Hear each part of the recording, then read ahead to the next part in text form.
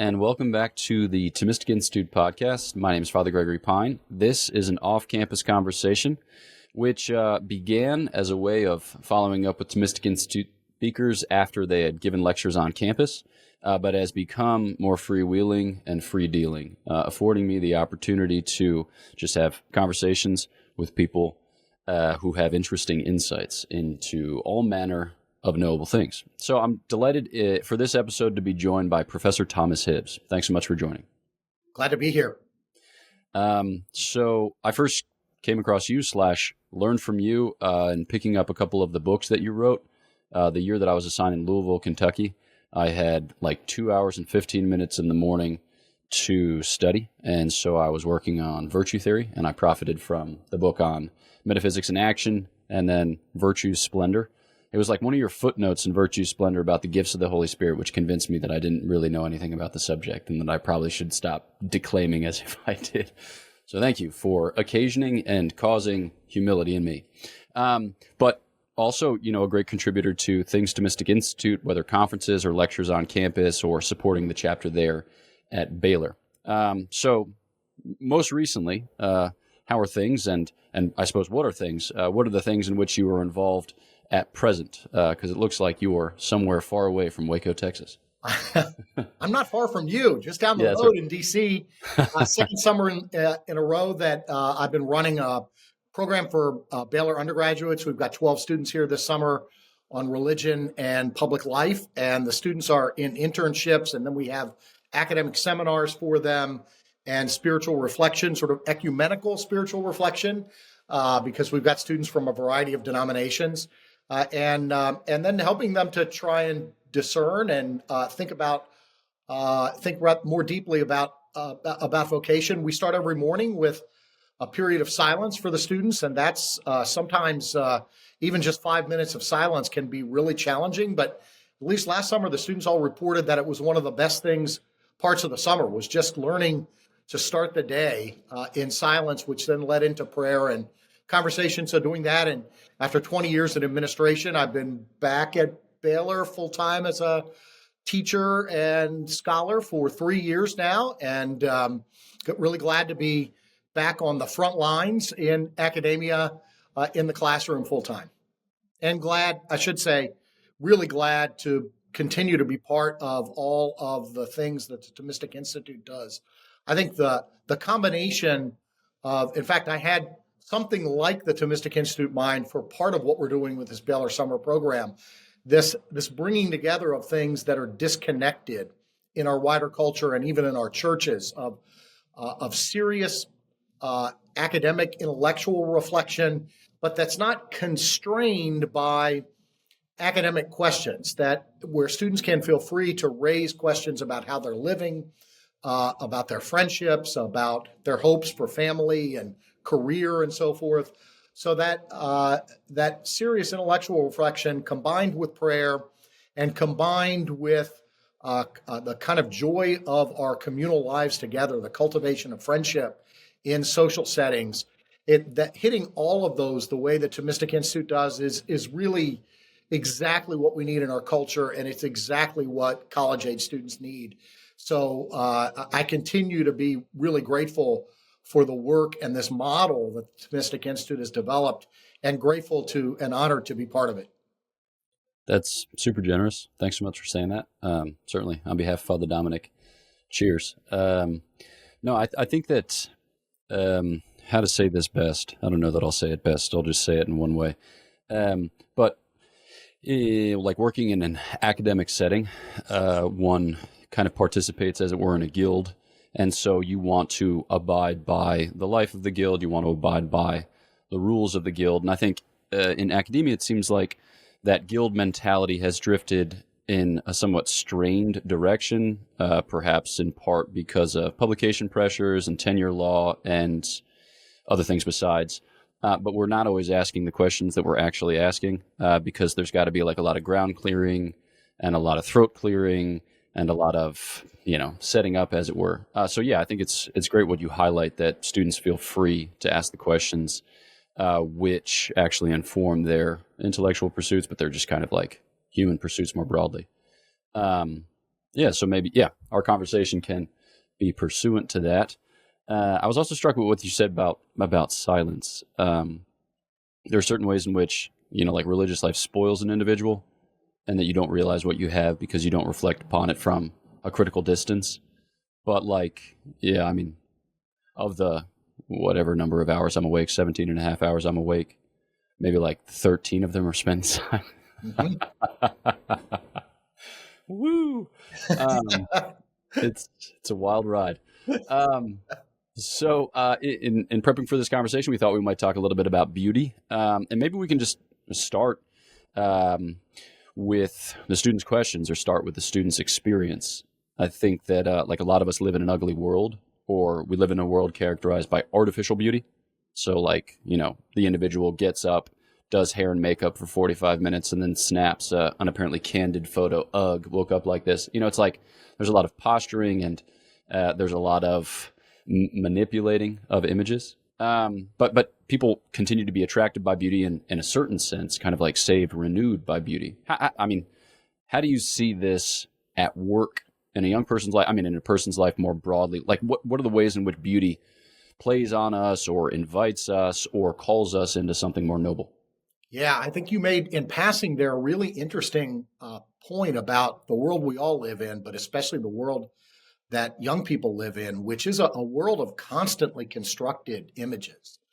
And there's a line in T.S. Eliot's early poem "Love Song of J. Alfred Prufrock," and Prufrock's a deeply alienated and hollow soul, right? But he keeps saying there will be time, which is a reference to Ecclesiastes, of course, but it goes in a different direction with Prufrock. And at one point he says, there will be time to prepare a face to meet the faces that you meet. And that sense, I think, especially because of social media, that young people have of constantly trying to cultivate an image to present to others. And they also are sophisticated enough to know, I mean, we're all aware of the way algorithms are working on us on social media, but they're also aware that lots of people are out there trying to manipulate them. And if they don't have resources to guide them, it's a real kind of epistemological and moral crisis. What do I trust? Who do I trust? And yet there is, I think, in the encounter with what is authentically beautiful, there's a sense in which we are, unlike Prufrock, who's always collapsing in on himself, and what we're tempted to do, I think, in our own culture, there is in the experience of beauty something that is arresting, something that makes us stop and pause. And there's also with that, there's also a kind of self-forgetfulness in the encounter with beauty. I teach a moral philosophy course at Baylor, and I do it chronologically backwards. I start with Nietzsche, and we end with Plato, Aristotle, and Aquinas. But at one point, after we've done the modern thinkers, I have them read Iris Murdoch, who has a lot of deep criticisms of modern moral philosophy, a friend of Elizabeth Anscombe and Philippa Foot at Oxford. And she talks about the dilemma for us as being trapped in this construction of fantasies, the anxious, avaricious tentacles of the self. There's a big phrase for you to try and memorize. And that in one semester, that phrase became a rallying cry for my class, that professors, we haven't talked about the anxious, avaricious tentacles. And I was really glad to see the students latching on to that, because it's a kind of counter to this notion that of everything's just about self-expression, right? And the danger really is that we warp how we see the world and how we see others through our own fantasies, through our own self-serving fantasies. And so then Murdoch goes on to talk about strategies for what she calls unselfing, for freeing yourself from the avaricious tentacles. And one of them that she mentions, in addition to academic study, where we have to meet standards like learning a language, that I can't just make it up. I actually have to judge myself according to objective standards. One, she says, is beauty, the experience of beauty, because the authentic experience of beauty is something that pulls us out of ourselves. It, in a way, frees us from ourselves. It allows us to also rest in an object, in an experience that's an end in itself, right? And there we're back to the language that Aristotle and Aquinas use when they talk about the good or the end of human life. the good or the end, we can have lots of instrumental goods where they help us to get to something else. But the ultimate end is an experience of something that's desirable for its own sake. And we desire it no matter what other good comes from it. We all have experience of this. Friendship is an experience of this. You like being with your friends, not because you're going to get some extrinsic good out of it. And beauty is an experience like this. It's an experience of something that you say, well, why do you like beautiful things? It's hard to know what to say to someone who's asked that question in a skeptical way, just as it's hard to know what to say to someone who says, why do you like spending time with friends? There's something self-evident about that derives immediately from the experience that says this is something that is fitting to my soul. So when Aquinas says that, and it's very succinct and non-theoretical, it's just an observation about the experience. When Thomas says, beauty is that which, when seen, pleases, right? It's a very succinct statement. And he's saying there, this is something that you rightly take delight in, the beautiful. And it's something that you can rest in, so that at times he will compare the experience of the beautiful to the contemplative experience, right? These are both about ends that are desirable for their own sake. They refresh the soul. As Maritain says at one point, in the experience of the beautiful, we hearken back to the terrestrial paradise, where there seems to be a momentary harmony between us and the world, right? Where there's a fittingness between both our cognitive and our volitional or affective capacities, right? Because when seen, pleases. So the definition of the beautiful is bringing together the cognitive, the perceptive, the awareness of something, also with the affective or the volitional. This pleases. So there's something fitting and appropriate to our nature in the experience of the beautiful. And at a time, if we could go back to silence and rest, the experience of the beautiful is in the midst of a very utilitarian and noisy world. The experience of the beautiful is something that says, stop, pay attention, be transformed, be transfixed by this particular object, at least for a time.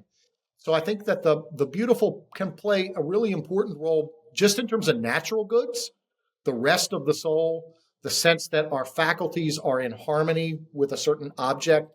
And then, of course, it can play, in those ways, it can play an instrumental role in the spiritual life, but it's also very important to the spiritual life. I mean, when Thomas talks about contemplation toward the end of the Secunda Pars, when he talks about the particular states of life and gives a defense of the Dominican life of contemplation overflowing into action, one of his chief authorities there is Gregory the Great. And Gregory says at one point, from the love of God, we are aflame to gaze on his beauty. Right? And that sense of God deriving from Gregory and Augustine and going back to Scripture, that God appeals to us both as true and good, but also as beautiful.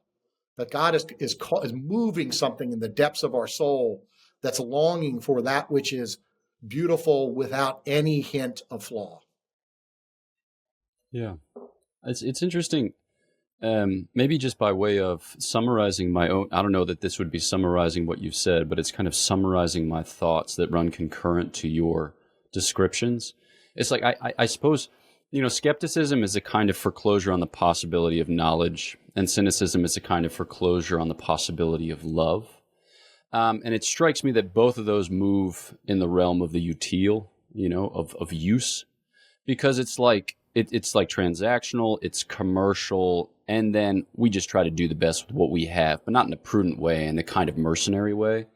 Whereas it strikes me that like beauty is able to reach through because it unburdens itself of the appearance of the useful, and it impresses upon you that this is something else. This is pleasant, right? This is enjoyable. This is delightful.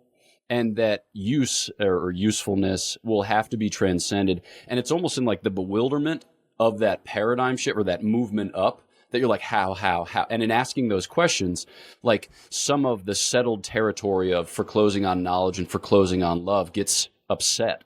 And it gets destabilized, and there's this kind of virginal, innocent experience of something else.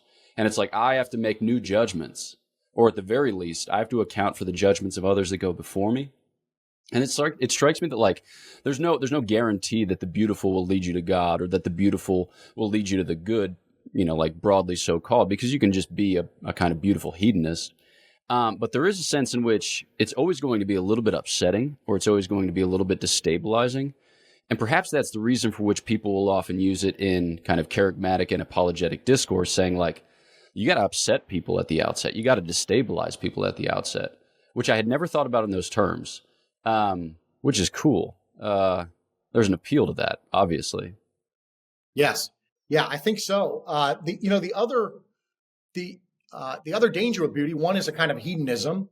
The other danger with beauty, I think, in more in kind of higher class or upper level sort of high culture is aestheticization, right? Where you turn the appreciation. It might not be hedonistic exactly. It's very sophisticated. It's not concerned with immediate bodily pleasure, but where we detach completely any possible connection of the beautiful to the good and the true, or of the beautiful as destabilizing, right? Because one of the dangers of talking about the beautiful as disinterested in the way Kant does, there's something right about that, if you mean by that not to be instrumentalized for something else, right? But the disinterested view of beauty is sort of an offshoot of a strain of Kant that cancels out what Plato would have called, and Aquinas does in places too, something like the erotic element of beauty, the sense that, and not in a Freudian sense, right? But in the sense that it's destabilizing. I'm finding myself pulled into something that is reorienting my desires and how I see the world. And so on the one hand, you can sort of go beneath reason and have a hedonistic experience of beauty, but you can also overly intellectualize it in the sense that you detach it from the desire for beauty and for the good. And I think you're absolutely right that destabilizing moment in the experience of something that is, in the modern world, we sort of, after Kant, we sort of distinguish between the beautiful and the sublime. That would fit with the sublime in some sense, right? The experience of an overwhelming beauty. Of course, we don't think that ultimately is about something that's irrational or violent, but the initial experience can be somewhat frightening, right? It can be fearful, as is clear in both the Jewish and Christian scriptures, right? That this experience of God is destabilizing. There's a sense of a presence that is at once beckoning us, but we're also overwhelmed by that presence. And the beautiful is a partial, a limited experience of that, I think, can be. Yeah. It strikes me too, just thinking about St. Thomas's description and Maritain's exposition. They hearken to the kind of meeting of the sensible and the intelligible in beauty. It's like it appeals especially to sight and to hearing because they're the most intelligent of senses. But then there's an immediacy or a kind of urgency to the experience of the beautiful, which we would associate with sensible or with sensory exchange. And nevertheless, because these elements of truth and goodness are at work in it, insofar as there's, we recognize something intelligible, but we move towards it, as it were. There's a kind of ecstasy of recognition of something that completes me, that perfects me. So it's obviously it's something that appeals most wholly or most fully to intellects or to intelligences. But it strikes me that what you described there's a risk of hedonism, but there's also a risk of aestheticism. That beauty is always going to be tough to pin down because it's always going to involve us in both universal and particular, right? It's always going to involve us in immaterial and material. It's always going to involve us as human beings being human beings. Like if we're tempted to angelism, if we're tempted to bestialism, beauty is going to it's going to prompt us to get back into our bodies and to our minds and hearts, and to be there at the horizon of creation to experience the human thing which it furnishes. Which, yeah, it's hard. It's hard work being a human being. The other thing that's at play here is, Maritain says that one of the wonderful things about art and beauty is that it gives us what contemplation gives us, philosophical contemplation, let's say, without having to do all of the hard discursive work, right? I mean, when Aristotle talks about resting in contemplation, he has in mind doing a really long proof and then hitting the conclusion, right? Or mastering the physics, something like that. Whereas if you look at a beautiful work of art, granted, being educated and developing a vocabulary for Chartres Cathedral or something can really help you to appreciate it, but you can get a lot out of just standing in front of it and looking at it. And there's, as you said, the immediacy of it. It also comes as a kind of gift. And if you were to think about, well, how do I make sense out of this fact that there seems to be a fitness between these beautiful things, natural and artificial in the world, and my soul? How do I make sense out of that? That could lead you down a theological path. Yeah. Yeah. And then it's a matter of, being honest, or being some manner of honest. I don't know exactly that any of us are capable of being wholly honest, because we're always going to be a little bit bent back on ourselves, but being honest before that experience, and then dealing with all of the things that happen in us, like the physical things, the emotional things, the psychological things, because there's always a temptation to hold it off at arm's length. It's like, whoop, unmanageable. Yes. Keep that away. Or, whoop, reveals things to me about myself that I don't like. Keep that away, or whatever else it is. Right. So it seems like there's a kind of discipline, or even an asceticism to that encounter with beauty, which places demands on us as human beings. Absolutely. Okay. So in thinking about this, you recommended that we look at a couple of beautiful things. So for those listening on your podcast app, you'll find links in the description or the show notes there, which you can follow to see an image or see a clip. We'll just see how far we get here in the conversation. But I suppose with anything along these lines, it's best to come and see rather than merely to describe at a certain distance.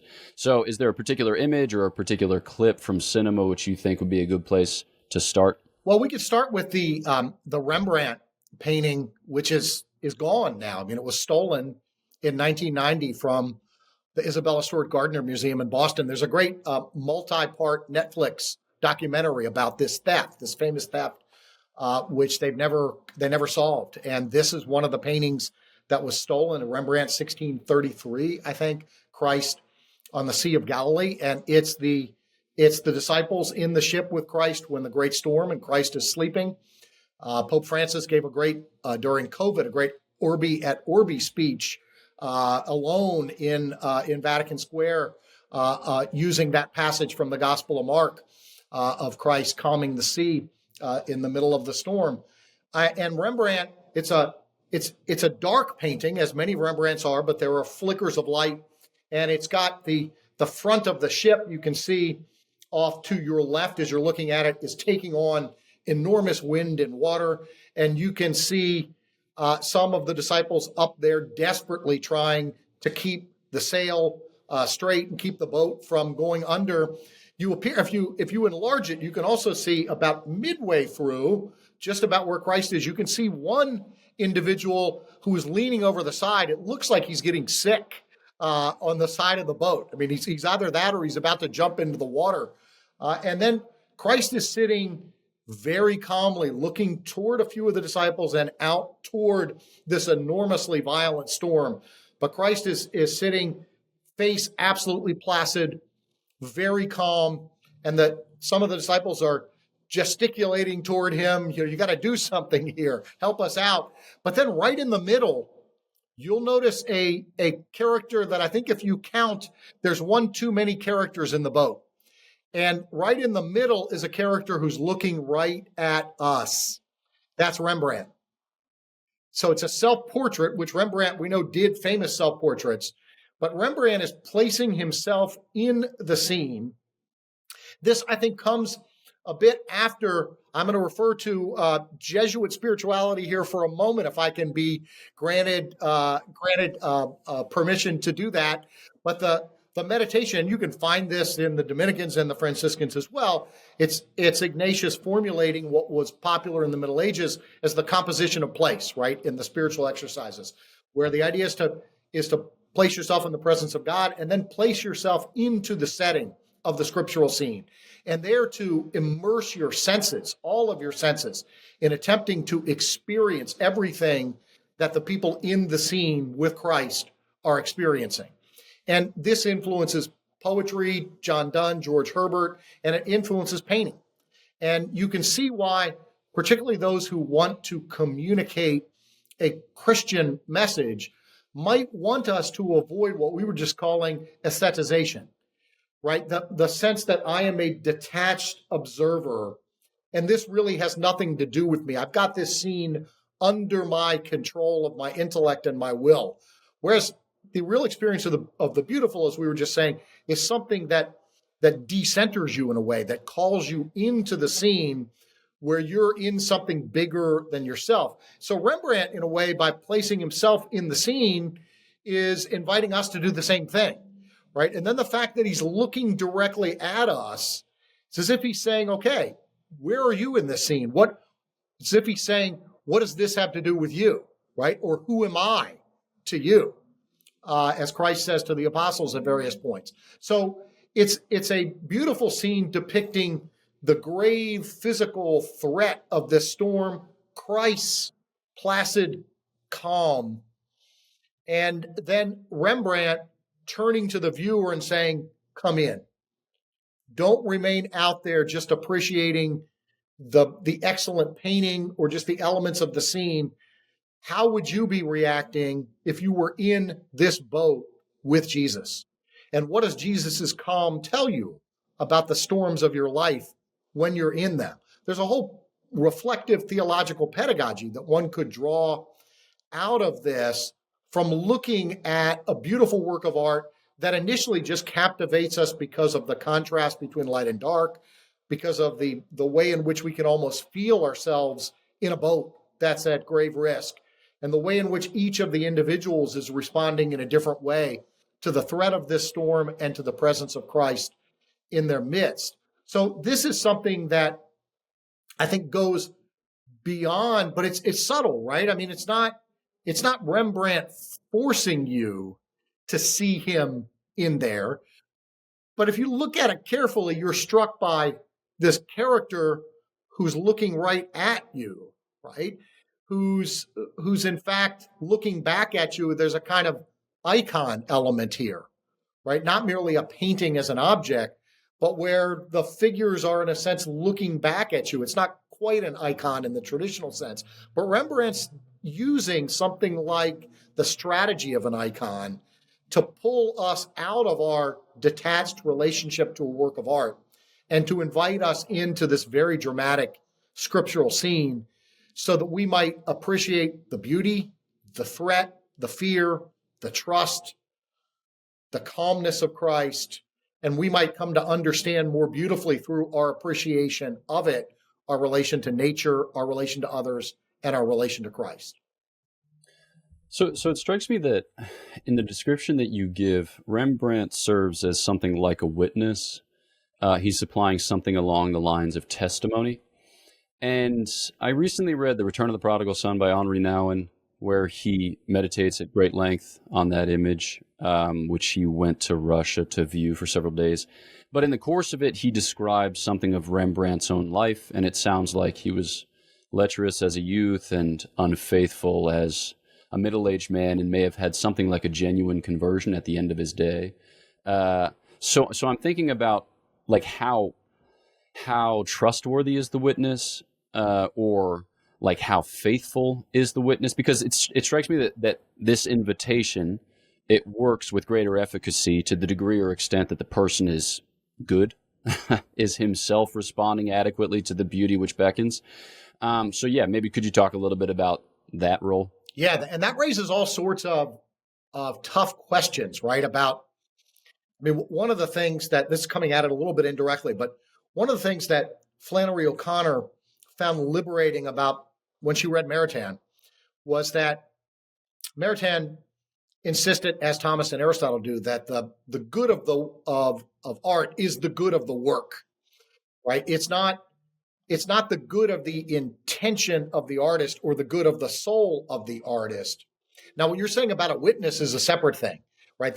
That increases, I think, the pressure on the individual artist if he or she is going to speak as a witness to have a certain kind of character. But so art itself, I think, and Flannery found this. Flannery was certainly not advocating artists leading debauched, hollow lives, right? She tried very hard to lead a holy life. but she was also glad that sort of a platitudinous understanding of the intention of the artist, right? That she would get letters. Why can't you give us something uplifting instead of these murderers and thieves? She found herself liberated by Maritain's claim that it's the good of the work of art. And in that sense, the good of the work of art can work on us without any reference to, and without the artist being actually good, although they have to be able to tap into something. I think with Rembrandt, if I recall, and I think that's a wonderful book by Nouwen on that work of art. It's really a beautiful, sustained meditation. And he's doing what I think Rembrandt wants us to do, which is to keep coming back to the image and looking at details, right? But so I think you're right that the witness, I think it at least requires a kind of humility I think he also depicts Rembrandt toward the end as having something more of substance conversion and as dealing with great financial strain, lack of fame in a sense, even though he had created these great works of art.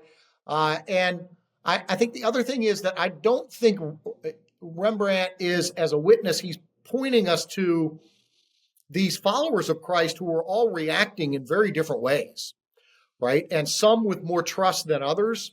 So I think he's also imagining a scale of audience members who might be at different distances from the truth being revealed in that scene in Scripture and in the painting.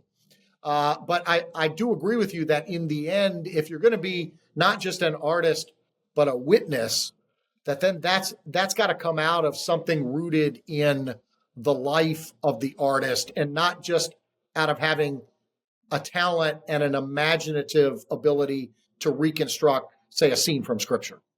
Yeah. No, I think I've come across those comments by Flannery O'Connor in Mystery and Manners. I'd also come across something comparable in like Dorothy Sayers, when it was like one of the plays that she wrote. You had these folks asking her how she selected the angels, whether it was because they were pious and devout, or whether it was because they exhibited these or those virtues. She's like, no, I picked them because they were good actors. So kind of highlighting there the difference between prudence on the one hand, which is perfective of agency, and then art, which is perfective of matter. Which I think is super helpful. But yeah, there is this strange way in which artistry it betokens something beyond, so it's not always that clean. Yeah, sure. Like you see people kind of working their way through this question when it comes to the work of Marco Rupnik. Yes. It's like very problematic individual, very sinful individual. It's been proven, and yet his artwork adorns like dozens of sanctuaries throughout the world.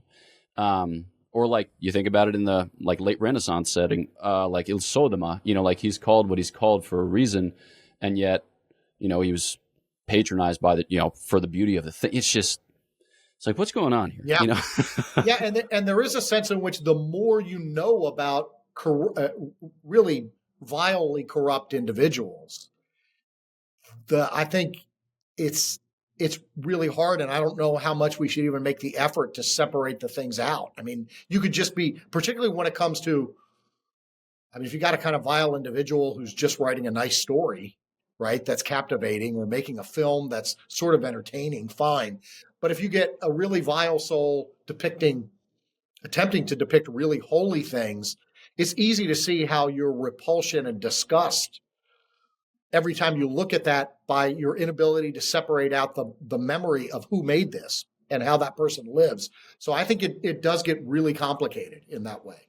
And there's a reason why we might want to remove things that are, even if they're intrinsically beautiful, that have been painted by really corrupt individuals, simply because we don't want that association when people are supposed to be elevating their mind to other things.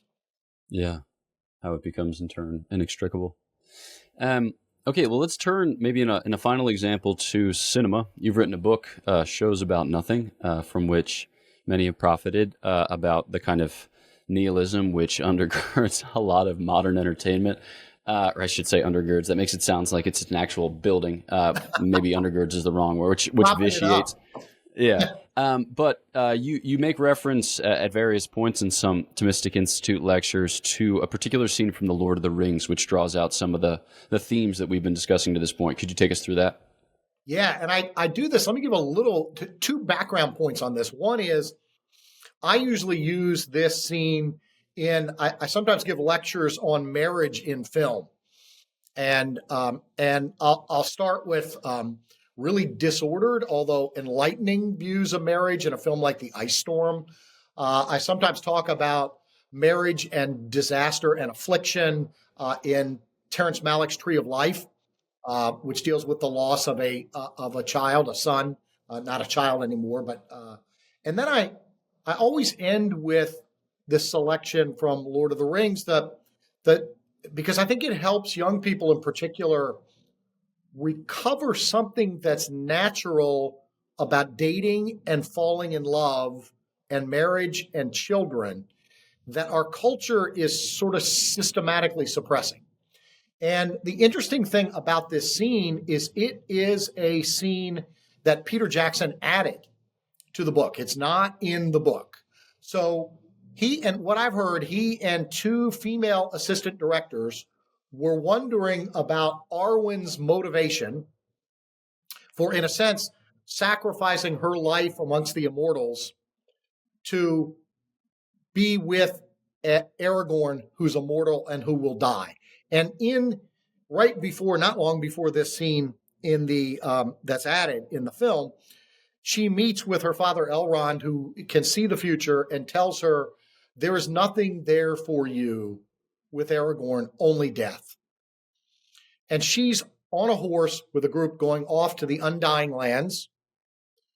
And suddenly across her path runs a very long, blonde-haired young boy. And she is no one else sees this who's in her midst. In fact, she pauses on her horse, and one of the leaders of this journey says, Arwen, there's no time, we must go. And she stops, and she has this vision of this young boy running across her path and then running and jumping up into the arms of Aragorn, who's clearly older. His hair is a bit gray. And she looks over at the boy in Aragorn's arms, and the boy looks at her. And then the boy turns and looks at Aragorn and then looks back at Arwen. So Arwen and Aragorn's eyes never meet in this scene. They're linked by the eyes of the child. And it's really remarkable. The other footnote I'd add to this is that Hitchcock once said that film is not about dialogue. And you think, well, Hitchcock had much greater dialogue and screenwriting than we do today in most of our films. But Hitchcock said, and you can see this if you go back, which I started to do a few months ago, to his silent film period, where you didn't have a lot of dialogue and he tried to minimize the use of little screenshots of dialogue. He said, it's about showing a face, showing what the face is looking at, and then registering the change in the facial expression on the basis of what that person has seen. And this is, I think this is Jackson just picking up on the logic of film, right? There are no words, and Aragorn and Arwen their eyes don't even meet. They meet through them both looking into the eyes of the child that is an expression of their love. And so she turns around and speeds back on her horse to her father and says, you saw the future. He said, there's only death. And she said, no, there is life. There is a son. And that motivation for her then is articulated in terms of the film of bringing new life into the world. So that, and I always ask the students, I say, I was not the most romantic or well-ordered soul in the world. My wife could tell you this when we began dating. But one of the things that happens there just naturally as you're falling in love is a moment where you say, this is the person I want to have children with. And that I think used to be, and still is to some extent, a natural inclination. But ask yourself how many romantic comedies you've seen where anything like you get sometimes people who already have kids who come together, big families, right? But it's rare in our romantic comedies that all of the weird things that happen and then these two people decide to actually belong together. But it's really rare for an intrinsic part of that to be, I want to have children with this person. And that's what's going on in Lord of the Rings. And I think it's beautifully done. It gives young people, I think, an opportunity to recover those natural instincts and a way of articulating that, yeah, this openness to having children, this not just an openness, but this is what it means. Part of what it means to fall in love is to think, I want to have children with this other person. It's beautifully depicted without any dogmatic or moralistic heaviness in that scene from Lord of the Rings. It's a beautiful scene. It illustrates the logic of film, no dialogue, just eyes and faces looking back and forth. And it also is an occasion where film, pulling from really rich sources in Tolkien and in the tradition, can help us through what we see and feel recover something that's really important to the natural inclinations that we have as human beings. Yeah. Yeah. So for a final question, as we wrap up, can we just think a little bit more about this non-moralistic moralizing? I talk often to, Father Bonaventure Chapman is one of my classmates, and he pointed this out about David Foster Wallace. Like he'll say it, especially with respect to the essay, the title essay, and Consider the Lobster. It's like he just shows you something, or the essay that he writes about, like the Academy Awards of the porn industry. He just shows you something, and the tendency of the judgments which issue from that demonstration, right? That manifestation, kind of communication, it feels almost inexorable. It's like, I can't but judge this, or I can't but judge that, because it's been shown to you so clearly. Like the static has been removed, or the fog has been removed. But it strikes me that like beauty has a moralizing tendency, but it's just operating in a different mode than how we ordinarily moralize. Could you just talk about that a little bit? Yeah, there's this great short poem by Emily Dickinson. Tell all the truth, but tell it slant. Success in circuit lies, too bright for our infirm delight, the truth superb surprise. As lightning to the children eased with explanation kind, the truth must dazzle gradually, or every man be blind. That it's just so beautiful on this topic, right? It's the Wittgenstein thing. Show, don't tell, right? Find, and the great artist, and Flannery knew this, right? It's about vision. It's about seeing more deeply into the phenomena that's in front of us. And too much of contemporary Christian art is just predictable and didactic. It's imitating. I mean, a lot of people want Christian art because so much of Hollywood art is so bad, but it imitates the worst part of Hollywood art in being didactic and preachy and predictable. And Walker Percy, Flannery O'Connor, all the great artists in the Catholic tradition know that it's about wonder and surprise. And it's about helping people to see things in a way that they had. So it might be the angle of the camera. It might be the lighting. It might be the way in which you reveal the sorrow beneath apparent happiness in certain kinds of characters, right? But show it, don't tell it. And let people have that discovery of what you see there for themselves. Trust the art and trust the viewer to get there, right? And that's the kind of trusting in the freedom that we sometimes don't want to do, but in art, you have to do it. If you're preaching or teaching, it's different. But in art, you really have to trust the artwork and the viewer. And you got to realize a lot of times it's just not going to work, right? But that's, again, to go back to Rembrandt, that's why Rembrandt sticks himself in there, right? As a last reminder, I'm looking at you, come in. But he's not giving you a script for how you must think about your life. It's an image that you've got to grasp, and then you've got to respond to it and say, whoa, what's going on here? Yeah. Yeah. Which lays claim or places demands. But only way to stay sane, as some band once sang in the mid-90s. Thanks. Yeah. Thanks for taking the time. Thanks for furnishing the explanations. Thanks for showing and telling both insofar as it's appropriate to the medium. Yeah, thank you. I really enjoy it. Love the work you in particular are doing with these podcasts. And again, just really glad to be part of anything that the Thomistic Institute and the Dominicans are doing. Really grateful for your work. Thank you. Thank you. If folks want to follow up with things that you've written or things that you've said, is there a good place to which they ought to turn? So all of the things that I've written that are of a more popular vein, movie reviews, book reviews, art, are on thomashibbs.org. They're all collected there on my website. And so they could go there, and if they've got, lots of free time or suffer from significant insomnia, it's highly recommended even without a prescription. That's awesome. I was just describing to somebody how I learned the Dominican rite between 2 and 7 in the morning in a bout of especially bad insomnia. It can be good not to sleep. God brings great good out of great weirdness. So thanks. And then turning to you, the listener, thanks so much for tuning into this episode of Off-Campus Conversations on the Thomistic Institute podcast. If you haven't yet, subscribe on YouTube or on your podcast app, unless you don't want to, or unless it's not good for you, and then do the opposite, or do neither. Know of our prayers for you. Please pray for us, and we'll look forward to chatting with you next time on the Thomistic Institute podcast.